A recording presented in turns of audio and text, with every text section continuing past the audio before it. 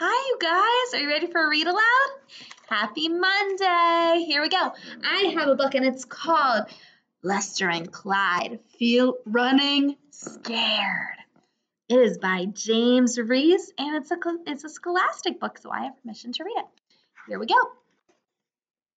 Lester and Clyde Running Scared by James Reece. Far away from the city, in the green countryside, is a pond that is home to both Lester and Clyde. A beautiful pond, water sparkling and clear, the kind of place any green frog would hold dear.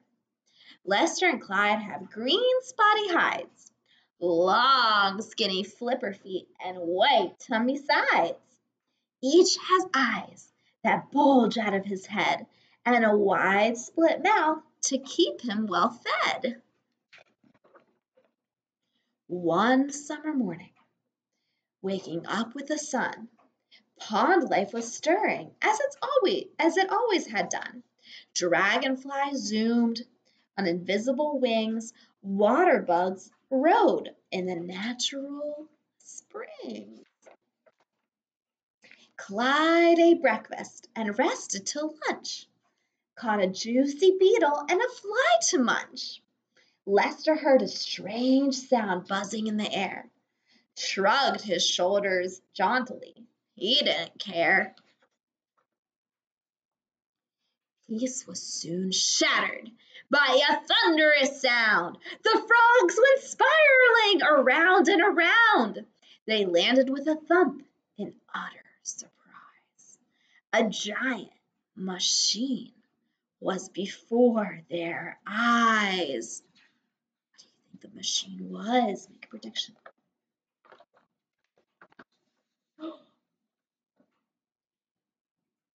Gouging their pond with massive steel jaws, it puffed thick smoke with metallic roars. Frightened, Clyde shouted, "Let's get out of here!" And with mighty leaps, the two frogs ran clear. Off they darted swiftly through long grass and reeds, moving from the pond home which supplied their needs. Nightfall found them weary, underfed, and sore, and their feet were so exhausted they could hop no more. Overnight they huddled in an old damp tin, and like sardines, the two frogs squashed in. There was hardly room for their flipper feet, and neither frog got a minute's sleep. At daybreak, everything was strange and new, and unnatural hue. Distant chimneys cast shadows on the land. "Man's messed this up!" Clyde waved his hand. Sadly, Clyde thought, as they trudged on their way, would anything living here last for a day? Chancing on a pond, they had a great surprise. A sickly looking frog with big, sneaky eyes.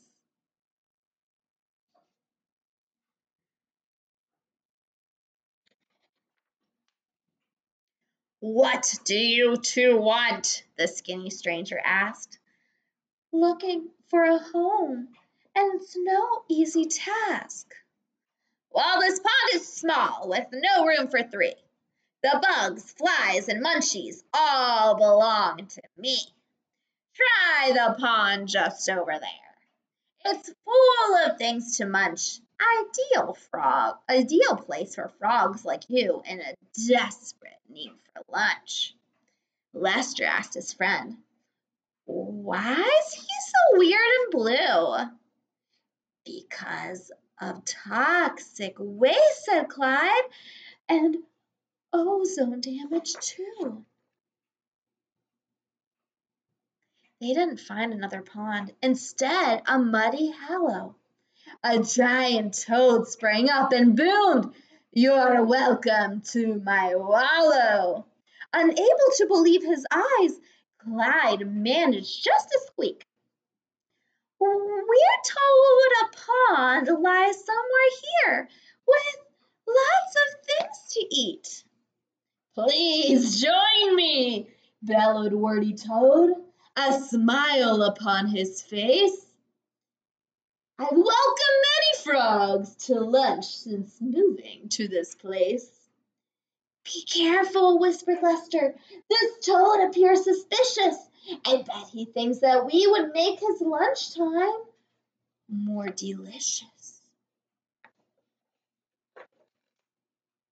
So in a panic, both frogs soon fled that awful place, praying that the gruesome toad would not in turn give chase. They hopped away exhaustedly for what seemed like forever until their weary legs gave way and they collapsed altogether.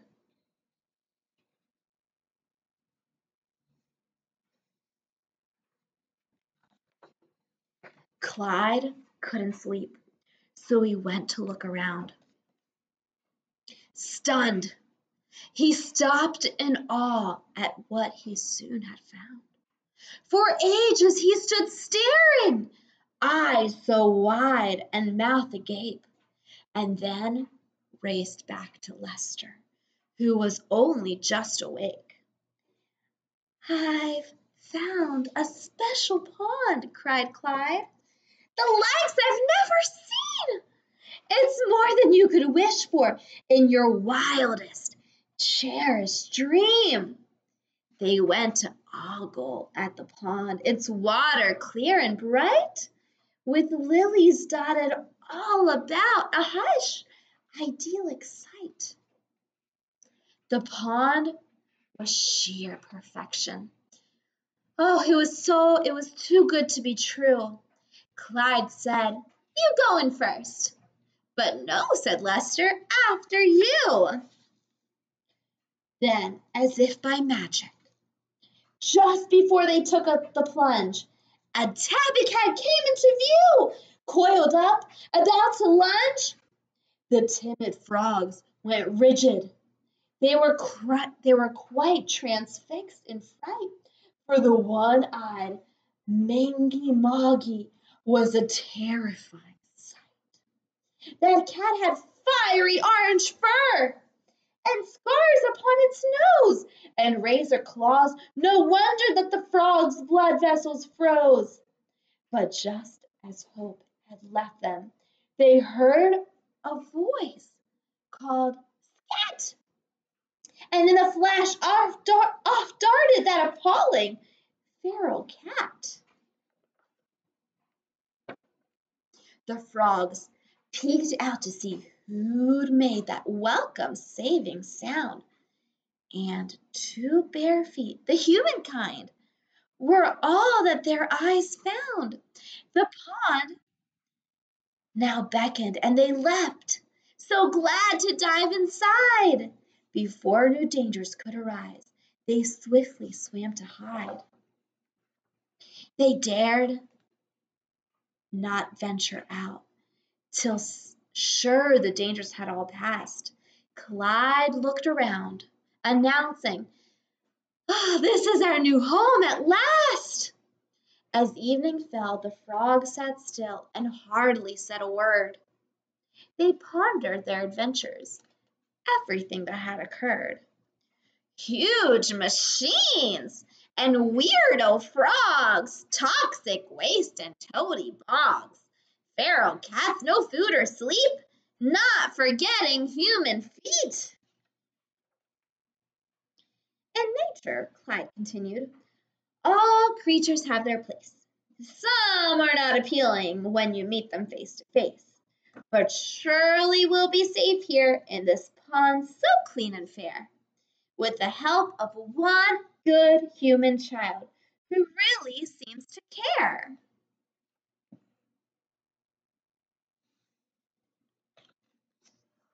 All right. Man, that was an interesting book. Thank you for joining me and reading this. All right, I'll see you guys tomorrow with another awesome book. Have a great day.